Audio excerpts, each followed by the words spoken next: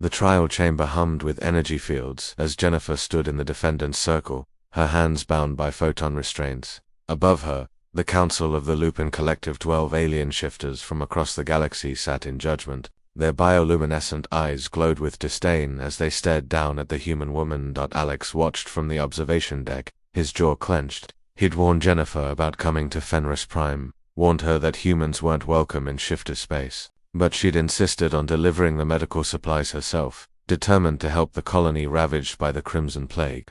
Jennifer Rodriguez of Earth, High Counselor Vexenar announced, his voice echoing through the crystalline chamber.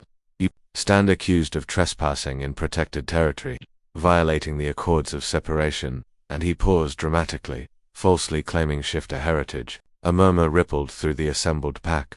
Hundreds of alien shifters filled the galleries, their forms barely contained beneath their humanoid exteriors. Some bore scales, others fur from species humanity had never encountered. All of them looked at Jennifer with the same expression, contempt for a human who dared walk among them. The penalty, Vexenar continued, is death by pack judgment. Alex surged forward, only to be held back by energy barriers. She saved your people, he shouted. She brought the cure when no one else would. Silence, human, Vexenar snapped. Your kind abandoned the gift millennia ago. You chose technology over evolution, machinery over the beast within. You are less now, soft, weak, unworthy. Jennifer finally spoke, her voice steady despite the terror Alex knew she must feel. My ancestors didn't abandon anything. They were exiled, hunted, forced to hide what they were. Lies. Another counselor hissed. Earth's humans have been scanned. No shifter DNA remains in your species. You are baseline, primitive. Then let me prove it, Jennifer said, her brown eyes blazing. By your own laws, the accused may invoke the right of revelation. If I can shift, you must hear my testimony. If I cannot, she swallowed hard, then I accept the pack's judgment. The chamber fell silent.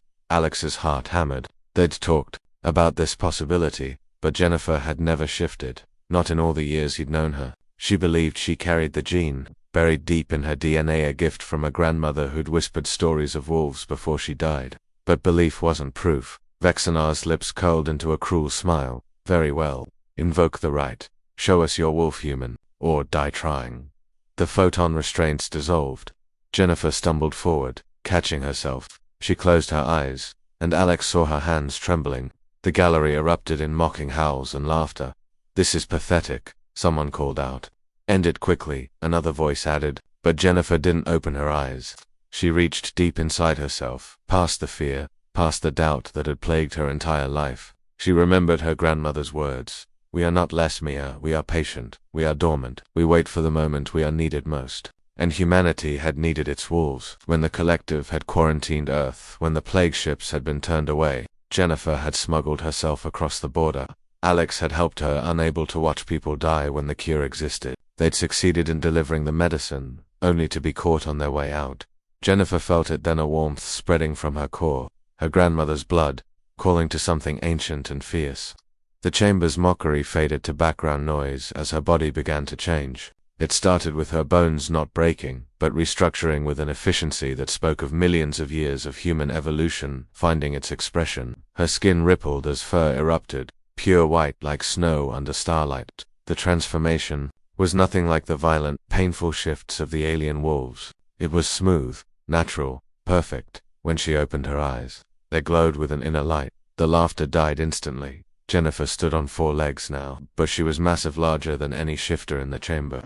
Her coat shimmered with an iridescence that seemed to capture the light of Earth's moon, even light years away. Around her neck, the white fur formed a pattern that resembled a crescent, the mark of a lunar. But that wasn't what made the entire assembly freeze. It was her synthopheromone signature that every shifter could detect. It carried the weight of antiquity, of a bloodline so pure and old that it predated the collective itself. While the alien shifters had evolved on different worlds, splitting into countless subspecies, human shifters had remained on their homeworld, their line unbroken since the first wolf walked beside the first human.